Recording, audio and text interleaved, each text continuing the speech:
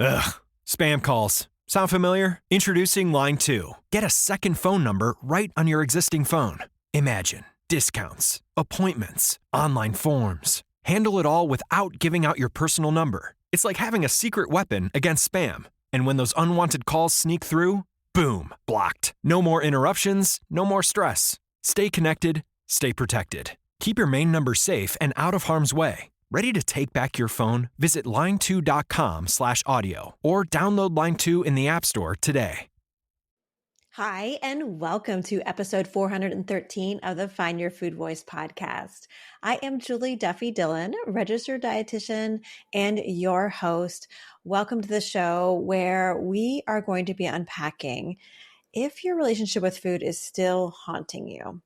Now, we are using the word still for a reason because there are many people, and I wonder if you are someone that can identify with this, that have struggled with their eating disorder or their relationship with food for many years, and it impacted their relationships, maybe their physical health.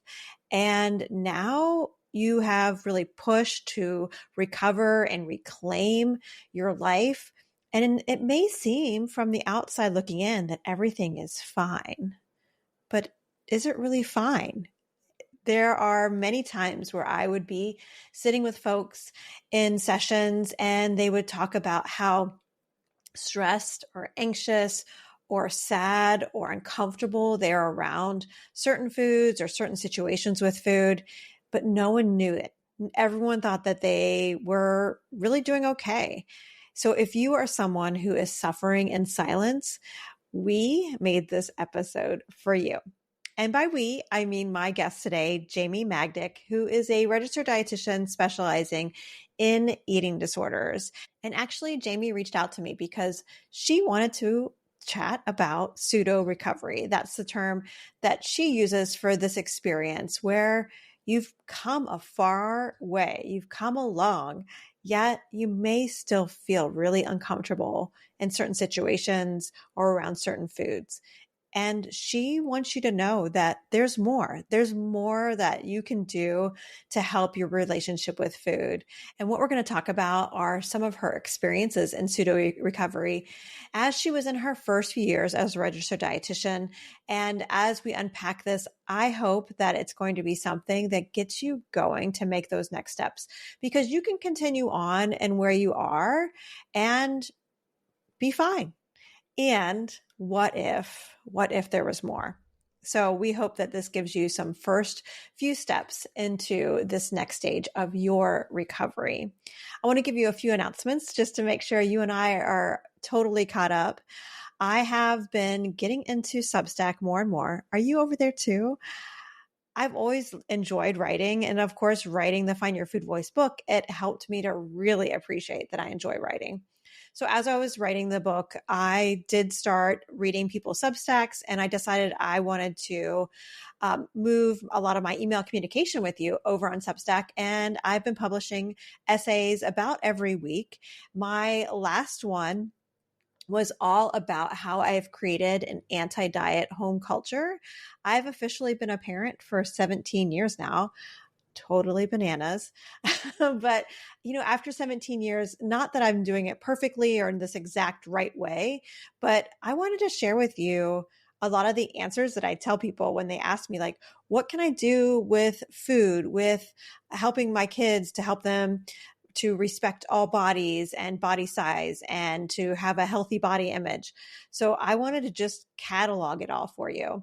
And as I was writing notes and beginning the essay, I realized that this is going to be one hell of an essay. So I had to split it up into parts. So part one is everything that I can think of, like all the scripts, all of the teaching points, every intervention, when I speak up, how I do it. I just put it all in there in part one. And it goes into how I basically do the food part of this anti-diet home culture that I've been trying to build at my house with my two kids. And I hope it's helpful for you, especially if maybe you don't have anybody else living at home with you, but you see that in your future, or maybe you have a young kid at home and you're wondering, what are you going to do when they go to school and everyone else's food beliefs just start flooding in? I know it can be really overwhelming. So I hope it helps you just to calm the nervous system a little bit and help you to have a plan. Another essay I just published was all about the behind the scenes of Find Your Food Voice book's first month. Yes, it's been over a month now, and it's been a really fun ride for you to share with me how you've been reading this book and what it has brought to your life so far. And I want to keep the conversation going. That's also another part of why I wanted to do Substack, is to continue to write the book. There's so much more to say. So if you want to know about the behind the scenes of the Find Your Food Voice book, if you want to get to this anti-diet home culture essay that I have started, that's part 1, join me on Substack. It's an easy name. It's just Find Your Food Voice. So findyourfoodvoice.substack.com, you'll get to it. So do me a favor, push subscribe, and you won't miss an episode of this podcast, and then go over to Substack and push subscribe there. Doing that helps me and my team to be able to continue to provide this research for you.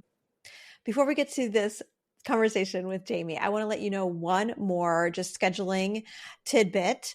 This is going to be May 2025 is a part of the busy season for me as a parent. May and June are they're just a lot. So I am giving future Julie a gift, and I'm going to just turn down the dial a little bit on content. So I will be having episodes every other week of this podcast in May and June. And then I also will have essays every other week in May and June, and just see how that goes. And I will be doing that at least for May and June. I'm not really sure from there what I'm going to do.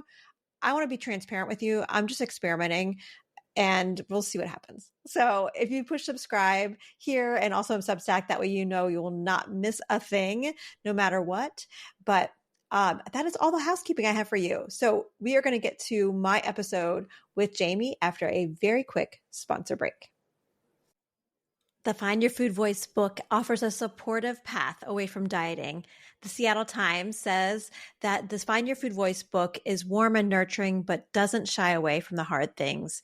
If you've read intuitive eating, or you've struggled for years to recover from an eating disorder and you need a resource that's actually going to help you get through the muck, I wrote this book for you. Find Your Food Voice is available anywhere books are sold. At Arizona State University, we've made online education better, smarter, and more personalized so you can go further in your aspiring field. I decided to pursue medicine once I realized that ASU did have the online program for biological sciences. You're still required to learn the same curriculum. You're still being tested on the same content that anyone would be tested on in person. The comprehensiveness of the program prepared me so well for medical school. Explore over 300 programs at asuonline.asu.edu. Ugh, spam calls. Sound familiar? Introducing Line 2. Get a second phone number right on your existing phone. Imagine discounts, appointments, online forms. Handle it all without giving out your personal number. It's like having a secret weapon against spam. And when those unwanted calls sneak through, boom, blocked. No more interruptions, no more stress. Stay connected, stay protected. Keep your main number safe and out of harm's way. Ready to take back your phone? Visit line2.com/audio or download Line 2 in the App Store today. Hey, Jamie. How are you doing? Hey, Julie. I'm doing awesome. Thank you so much for having me. I am so glad to finally have a chance to talk to you about the topic we have at hand today. So thanks for coming on, and also agreeing to be vulnerable to unpack this topic. This is something that a lot of my clients, we would have to warm up to, and then eventually we would start to get there, and it would be really important to unpack, but hard. This is a really hard thing. And what I'm talking about is almost recovering, pseudo recovery. And why is this so important to you? Yeah, absolutely. It's one of my favorite topics. And of course, I can only speak to my experiences, but it's one of my favorite topics. And I love chatting with clients about it, people about it, because I think I'm super passionate about this specifically as a registered dietitian working in eating disorder recovery, because I think a lot of people, recovery is defined differently for everyone. But I've found a lot for not only myself and my experience, but for a lot of my clients, that people can get stuck in what I call the pseudo recovery place, where, they're feeling better, Behaviors have been changing.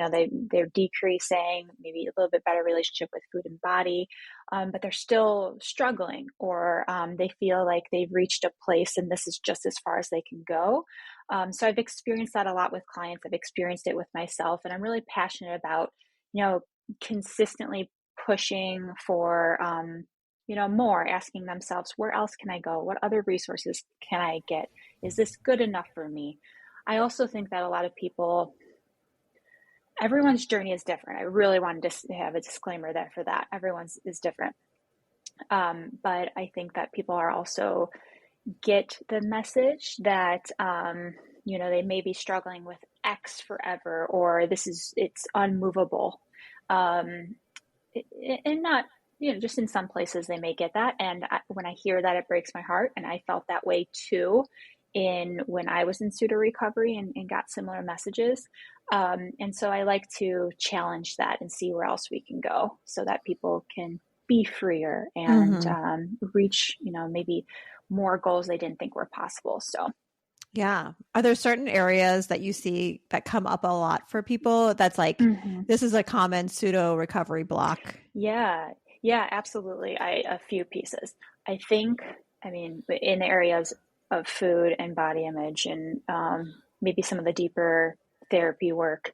And that would be, I see often, and I can speak to myself and to others. With others, I see that they get to a place where they're, maybe eating all foods and having more of a variety, and their behaviors are decreased. Maybe some behaviors are gone, but they're still very anxious around food, or they still feel like they need to control it, or the thoughts just consume them. The behaviors might be better, but the thoughts are still very much there. Those shaming thoughts, those distrusting thoughts. So even though they're moving forward with having all foods in place and they're not using behaviors, it still like haunts them in that way. And they feel like they can't let that go. Fear of, that.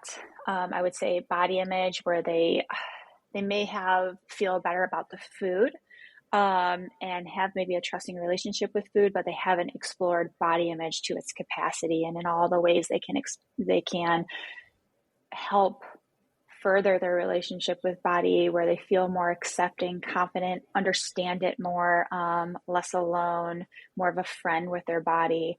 And then those two pieces impact each other. So, where it's stuck because of maybe not exploring food all the way or not exploring body image more than they can. And so they keep the other parts stuck. I really think they work in tangent, and they, as what I've seen with my clients and for myself. And I know for me, I was stuck in those areas for sure. Once behaviors were gone after, that I was stuck probably for a good, 5 to 7 years, not using eating disorder behaviors, kind of feeling like I passed that part of my recovery and wasn't really thinking about that part, but I was still very much distraught with trying to find the perfect way of eating or dieting, yo-yo dieting, really feeling like I'm managing my body and trying to be quote unquote healthy. So just in that disordered eating pseudo recovery where I felt better, but it still took up so much mental space and so much of my life. And that's what I call kind of stuck in pseudo recovery, not knowing there was more. Yeah, I could appreciate how this would be something that's often invisible, because if someone's in a place where maybe they were struggling and it was really impacting their life that other people noticed, and then they were able to add foods back in, eat consistently, maybe it felt like emotionally just felt more like themselves. No one was aware, of like any eating issues. But yet inside, the way when you said haunts, I was like, ooh, that's the word. That's the word that so many people have shared with me when they're suffering and like secretly, and people just think that they're fine, and maybe they're quote fine, but they're not fine. That it's like still so much of an emotional burden. And something that I hear, like, as you're talking about your experience and other people, like it seems like it kind of loops it back into this like isolating, shameful Mm-hmm. kind of space. And Mm-hmm. like, I just have to just hold this all together and move Yeah. forward because it's the only way. Yeah. What would you like, what do you wish people knew about like this pseudo recovery experience? Like, what do you wish people knew about Yeah. like how, I know I'm thinking about selfishly, like how can people get out of it? But just like, what do you wish people Yeah. knew? Yeah, absolutely. I think this is why I like talking about it so much, because what Mm-hmm. I want them to know is that they don't have to stay there. You know, there Mm-hmm. is more to do. You still deserve support. You know, don't stop moving forward just because it doesn't feel maybe as bad as it used to. Like you can go much further is what I would Mm. want to say. I think when people get to that place, a pseudo recovery place, they feel like, well, now maybe, how do I describe this? Maybe they're not sick enough. I know that's something that people struggle with all the time, Mm-hmm. but I think because of the way also society normalizes the management and manipulation of your body and the hypervigilance around food, that you almost feel like, well, now I'm not sick. Now this is my responsibility. So they don't continue to keep going to build like full trust with food and full trust with their body. They just think, well, this is good as it gets, and now this manipulation of food and body is my responsibility. So I would say, like, if it still doesn't feel good, that's something to question. Mm-hmm. Um, and there's more you can explore. So I think I would want people to take that away and know that you can get to a place where it doesn't just feel okay, but it feels really good. And you have this really deep trust with food and body because you've done the complete exploration of it and kept going. Mm-hmm. Yeah, those are probably the things I would highlight to people. Yeah. I'm thinking about someone who can relate to this experience.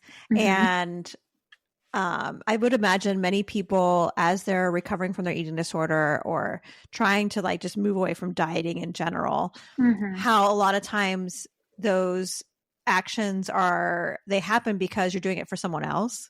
You know, Mm-hmm. like, okay, Yeah, I'm going to yeah. recover so my family doesn't have to worry about me anymore, or I'm going to Mm-hmm. recover so I can have, I don't know, my relationships stay where I want them to be. Mm-hmm. Mm-hmm. And I would imagine that this is the step where you may just find that, again, like you can kind of manage it, but Mm-hmm. this is going to come down to more of like an internal Right. experience instead Mm-hmm. of what externally is happening. So if Right, someone right. like, how does someone make that like jump? How do you go to start to really unpack this pseudo recovery and Yeah. naming what's going on? Yeah, I think that's a great question. I think it really depends. The situation that you're describing here, I mean, it's so individualized, it'd be different Yeah. for everyone. I guess for this individual, it would really be assessing, their motivation and their desire for it. Mm-hmm. If and why they want full recovery for themselves, what they do want to change, what they do want to heal right now, and why, and understanding that from themselves, and really working with those parts of themselves, the parts that are resistant. Um, and I would say that's a lot of like that internal conversation Mm-hmm. to decide even where they want to go, right? There's a lot of places they can go with their recovery and do more healing, build more trust, but, learning about and asking themselves why, what their motivation is for that. I know I can Mm-hmm. speak to, it took me, I think, when I was going through my recovery and I was in pseudo recovery, there were parts where I was like, well, I'm going to do it for this reason and this reason. But it wasn't until some of those internal motivating factors for me, like, I don't want my daughter to, have a bad relationship with food and body, or wow, I'm hitting this rock bottom where this really doesn't feel good. And I really am like sick and tired of this now. I'm willing to see what else I can do and maybe face some of my fears. So I think some are like a awareness that someone has, timing, the desire to explore that a bit. And I would say for other people wanting to, dive into pseudo recovery, and I forgot your original question here, but what sparked in my mind was thinking about people who may want to explore it, but just are stuck because they don't know how to, or they don't know what's possible. So in that case, I would ask those individuals, comparing where you're at now and what your ideal is, where ideally do you want to go? What does recovery in its ideal form, in its best form for you, where you can live the most free life, have the best relationship with food and body possible? Like, if you can paint that picture, what would it be? To then start bridging the gap and seeing if, what you need to do to get there. And that's where where I like to support, where other dietitians like to support with full recovery.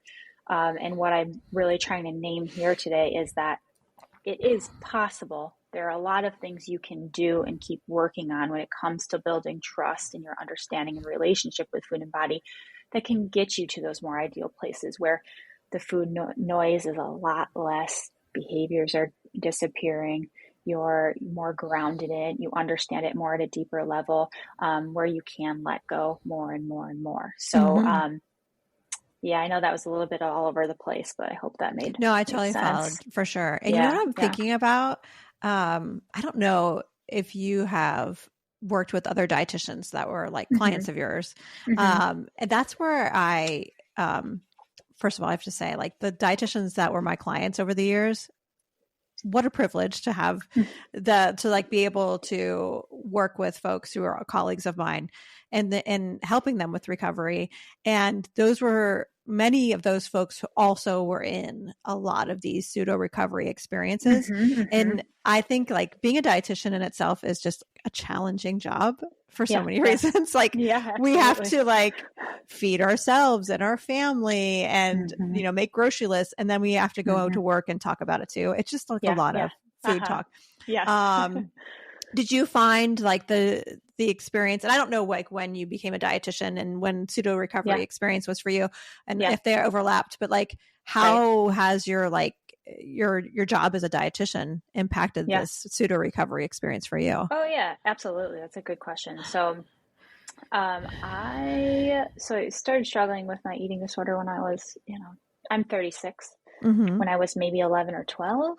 And it would pop up stronger at different points. But when I would say I was out of eating disorder, not pseudo or disordered eating, but maybe out of eating disorder behaviors, they're so blended. But I know, was maybe around, college age. And my first degree was as a teacher. Okay. When I went back to school to become a dietitian, I would say I was in disordered eating, trying to find like the healthiest way to eat, but, not doing certain behaviors. Really didn't even look at I didn't seek treatment. I didn't know there was treatment. I didn't get help for my eating disorder. But through like doing some healing, getting older, things shifting in life, not being in certain places with like, a trauma that impacted me, I started to, I went into more disordered eating. And then when I was going back to school to become a dietitian, that same like first year of the 4-year program, I found health at every size, intuitive eating, more holistic health, and that's when I took those body image resources, and that's when I started questioning, like, I'm going to be helping people as a dietitian, and I'm confused at how to completely like help them, because I'm trying to find this prescriptive way of doing things in this healthiest, in the quote unquote healthiest way. But it doesn't feel right. I don't feel like, I feel like there's anxiety around my relationship with it. I know I wasn't where I was, but here doesn't feel good either. So those resources really opened up my mind and got me to a place where I'm like, wow, this is full recovery. This is where I don't think about food and body image, and was able to turn that corner and, just feel very free of it, where I'm not thinking of food and body image. I'm just doing things out of respect and care for my body, and have a trust with food, and have a trust with my body. Just new education, new insight, new experiences, a lot of getting uncomfortable, and to take those last steps to be like, to have the experiences of, wow, I can trust my body. I can trust food, which are scary things to do. So that's a little bit of, in a nutshell, how that looked. But being a dietitian was I wasn't originally thinking I was going to work with eating disorders going back to school. It's actually, I said, I'm not going to work with eating disorders. Me too. And now yes, which is so funny. Yeah. And I think that's, a lot of people's experiences, but now I only worked with eating disorders as a dietitian. I've been working with them for 7 years now, going on 8. So yeah, that's so funny. Yeah, me too. I was like, nope, I'm never going to work in the field of eating disorders. And then, wait, what was I fighting? Right. Yeah, there's something really, this sounds so cheesy, but like the gift of like working in eating disorders is, and also like getting exposed to body liberation and fat politics and intuitive eating, just like different tools that come up and different ideologies and philosophies. Yep. It's something like in a session with a client, as things are coming up and, they're noticing their stuff, I'm also noticing my stuff, I mean, you can't not, I know. And it is the thing that it gives back, that it helped me. I'm not someone who has an eating disorder history, but I'm living in this world that's so fucked up and disordered. So I feel like that's the part I can identify with. And I'm so glad, to have these tools like right here in front of me. But yeah, it can be scary to uncover some stuff and to face them. But I'm wondering if someone is like just wanting some ideas. Like, do you have any, either from yourself or for someone else, maybe someone that you maybe are thinking about that you worked with at some point, just like a first step that kind of like just nudge the pseudo recovery a little bit to like shake it up and be like a first step? Like what, if you're like, I don't know, I'm thinking about someone maybe with, just feels so much, shame with maybe eating a certain food, or I don't know, you know what I'm saying? Oh goodness. I would love to like know their whole journey and be like, okay, here's the first step. But I know but just like, like an example, like even doesn't have to be just like a random one. So if people can kind of get the gist of like, oh, it doesn't need, you have to like be perfect. You don't have to be all or nothing with it, but like what's one gentle first step for that's like a random example? Absolutely. Well, I would first ask, if you're in this place and you feel like you're in pseudo recovery, I would want someone to really sit in that feeling of pseudo recovery and open up the possibility of more. So just like raise awareness to even ask like, well, where else do I want to go? Is that possible for me?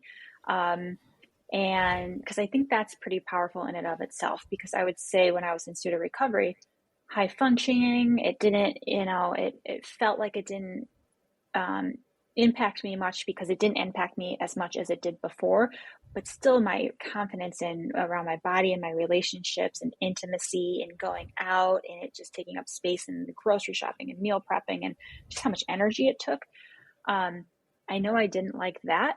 And so I know ideally I just didn't want it on my mind. I wanted time and space for everything else. So creating a little bit of that gap for yourself, I think is an important first step, because that's going to help you to decide, to know and decide for yourself, wow, there's so much more energy in life I can experience if I didn't have this piece taking up maybe 50% of my day in all these little ways, to be able to like ground themselves in where they are and where they want to go. Because I think that's really powerful, because you may not know. So raising awareness around that. And then I would say maybe getting a little bit more uncomfortable. So first step with your window of tolerance and your ability right now and your desire right now, what is one thing where you are sitting right now in your pseudo recovery that does really impact you? So you can build confidence with that. So if it is, wow, I'm so glad all those behaviors are gone, but I really do feel like I'm always obsessing still over if the scale moves. If that is the number one thing that bothers you, the fact that you have to hop on the scale, it might be to learn a little bit more about fat positivity, health at every size, weight science. So to just open a book there, or to get uncomfortable and say, okay, well, I weigh myself every day. I'm going to weigh myself every other day and kind of let go of that control. So baby steps, but I think that the biggest thing impacting someone right now that really doesn't feel good would be a good place to start. So you can start to get some like freedom and from that struggle that really doesn't feel good. And I would say that's the second step, but the first step would be maybe raise a little more awareness so you can have motivation to say, yeah, that would bring me a lot more lightness, less anxiety, more life, Yes. So I think I would like to experiment with that scary thing. It's hard to dive into something scary if you're not grounded in what it could bring. I find it so helpful too to name it as an experiment too, because like it's just like let's just see what happens. You can always go back. I don't want you to, but you can always go back. You can. Yeah. I tell my clients that all I'm Yes. you can go back. Let's experiment. Yes. It's not forever. That's just what happens. Exactly. Yeah. I'm always rooting that you don't, but like it's okay.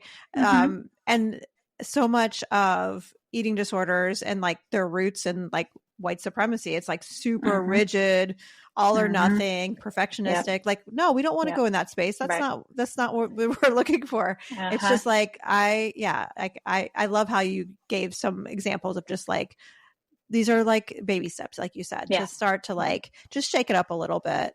And I think there's so much that comes from like the first big steps away from eating disorders, but then getting to the place where you can really sit with that awareness that you're describing of what else you also could do to help be more grounded, to be more affirmed in your own recovery, to like move also through the pseudo recovery into even more like of a, I don't know, like once pseudo recovery is gone, what does that mean? Like, I don't know. Do you have a name for the space after pseudo recovery? You do? What is it?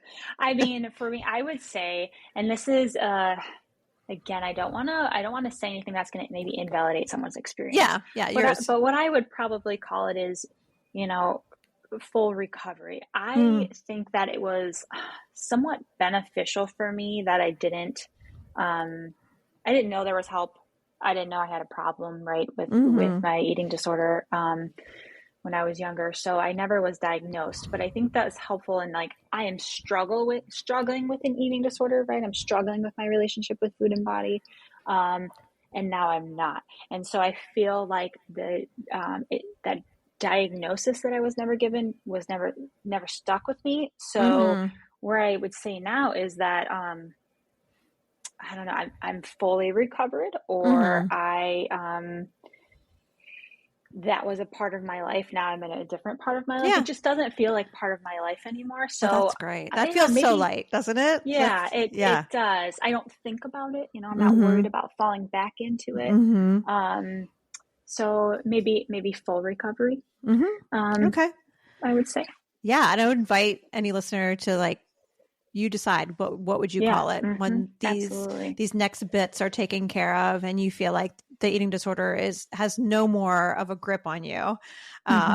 And we're rooting for you. Like, you deserve this. So Jamie, tell me, where can people find you if they want to connect with you, maybe work with you in some of your programs that you have? Yeah, absolutely. Best way so jamiethedietitian.com. But to have conversations, it would be JamieRD_. I'm always on there interacting with people and sharing resources. So that would probably be the best way to connect and start up conversation and share how I can help. Awesome. Thank you so much. We'll put all those in the show notes, of course. Awesome. Thank you so much for, just letting us have this conversation about your own lived experience. And I hope it helps someone to be able to take these next steps. So thank you so much, Jamie. Yeah, absolutely. Thank you for having me, Julie.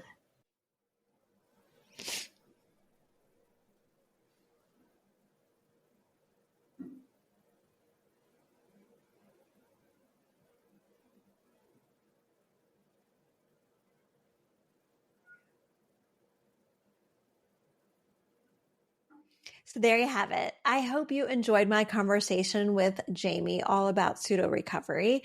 And we hope it helps you with your next steps to can reclaim your food voice, because you know what? You deserve to have a relationship with food that brings you joy and satisfaction and more ease. Remember, next week I will be publishing an essay, so subscribe to my Substack. And then the next week I will be back with another episode of Find Your Food Voice. That episode is going to be a group chat with Rachel and Colleen, and we are unpacking GLP-1s in body liberation. I cannot wait. And until then, take care.